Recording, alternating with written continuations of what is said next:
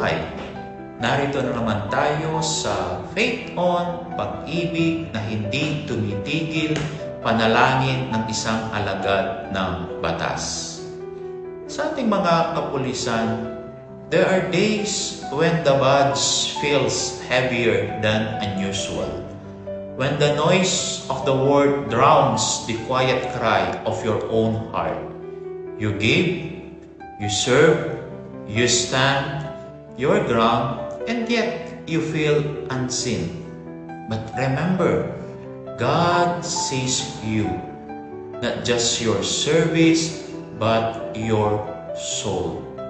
Sabi nga sa Psalm chapter 34, verse 19, the Lord is close to the broken-hearted.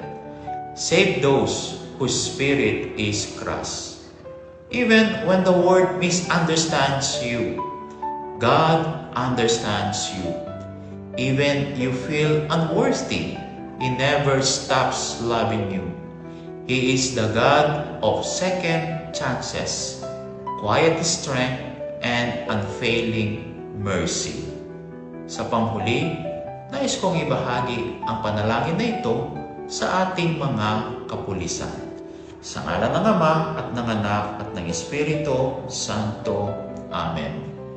Panginoon, kapag ang mundo ay tila hindi ako nauunawaan, Ikaw ang aking kanlungan.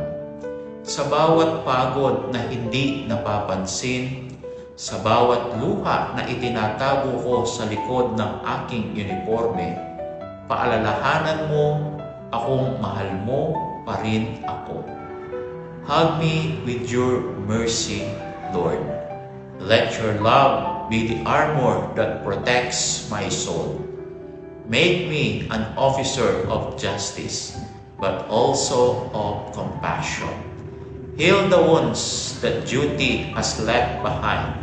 And when I feel like giving up, remind me your love never gives up on me. Amen. Sa ngalan ng Ama at ng Anak at ng Espiritu Santo. Amen.